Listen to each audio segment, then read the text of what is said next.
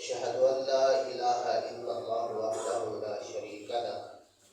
وأشهد أن محمدا عبده ورسوله اللهم صل وسلم على نبينا محمد صلى الله عليه وآله وسلم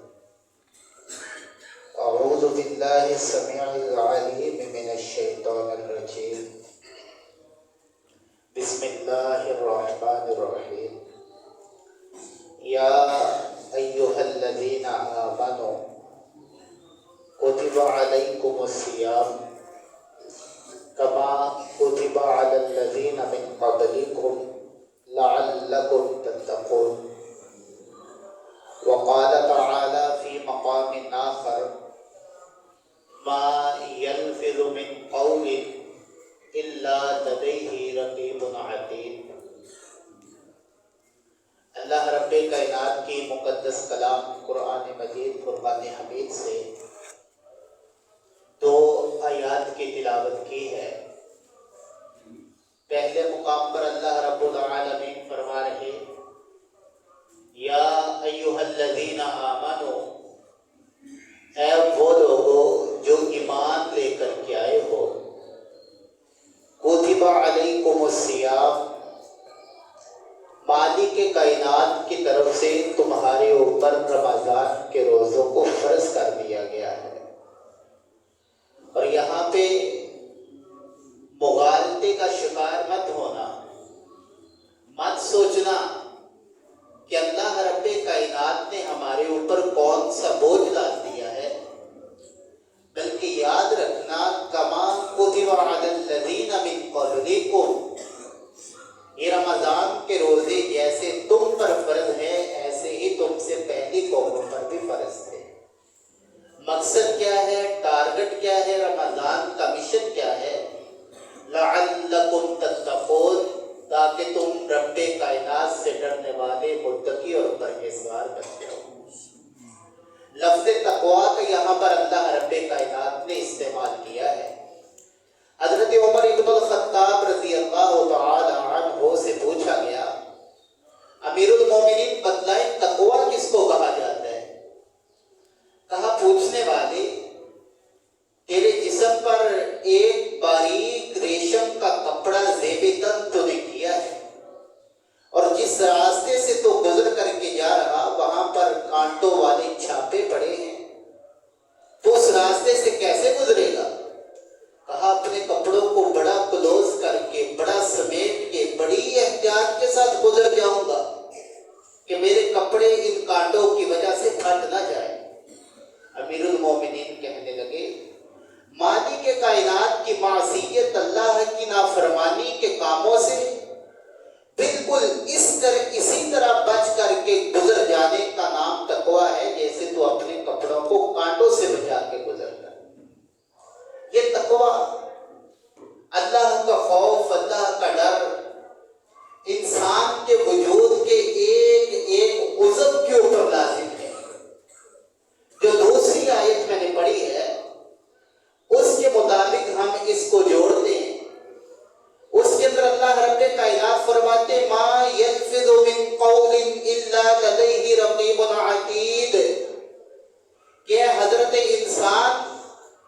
اپنا 5-6 فٹ کا قد لے کے 20-30 40 اور 50 60 سال کی زندگی لے کر کے جب تو اپنے شب و روز کے اندر اپنی زبان کو کھولنے لگتا ہے، اس سے جملوں کی برسات کرنے لگتا ہے، لفظوں کو ادا کرنے لگتا ہے، تو اس زبان کے بارے میں رب سے ڈرنا کہیں میرا مجرم نہ بن جائے۔ زبان وہ چیز ہے۔ اللہ کے پیغمبر علیہ السلام کے سامنے ایک عورت کا ذکر کیا گیا، کہا اللہ کے پیغمبر 5 وقت کی نمازی ہے، تہجد گزار ہے، اشراق کی پابند ہے، نفل و نوافل بڑے ادا کرنے والی ہے، رمضان کے روزے تو فرضی نفلی روزے بڑے رکھتی ہے، صدقات و خیرات کی انتہا کوئی نہیں، لیکن اللہ کے پیغمبر اس کی زبان ایسی کہ زبان سے اس کا ہمسایہ محفوظ نہیں ہے، اس کا پڑوسی زبان کی وجہ سے بڑا تنگ ہے۔ میرے پیغمبر علیہ السلام فرماتے ہیں اگر یہ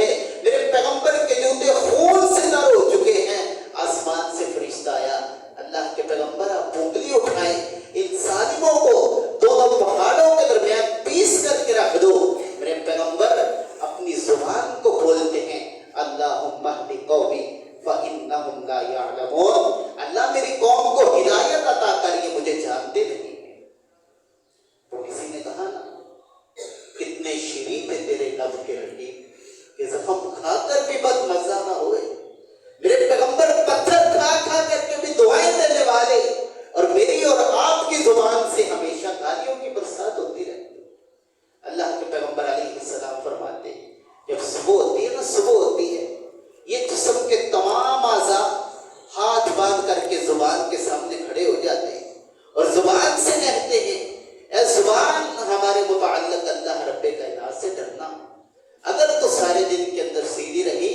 ہمارے تمام معاملات درست ہو جائیں، اگر تو خراب ہو گئی سارے دن کا ستیہ ناش ہو جائے۔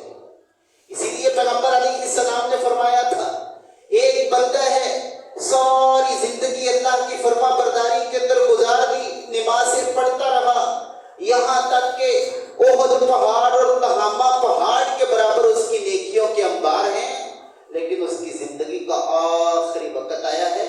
یہ مرگے بستر پر پڑا ہے،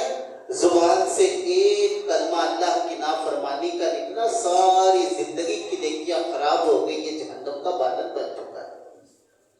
اور ایک وہ بندہ ہے ساری زندگی اللہ کی نافرمانی کی ہے، کوئی بات مانی ہی نہیں، لیکن آخری وقت اس کی زبان سے اللہ کی توحید کا ایک کلمہ نکلا ہے، اللہ رب کائنات نے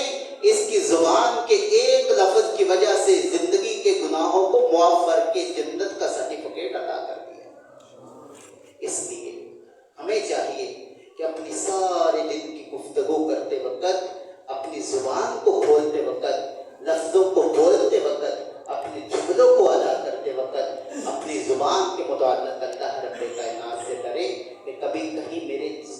زبان سے نکلنے والا ایک لفظ بھی اللہ کی ناراضگی کا باعث بن گیا، اللہ مجھ سے ناراض ہو گیا، میرا کیا بنے گا؟ میرا بھائی مجھ سے ناراض ہو گیا، میرا کیا بنے گا؟ میرا پڑوسی ناراض ہو گیا، میرا کیا بنے گا؟ اللہ مجھے اور آپ کو اپنی زبان کا صحیح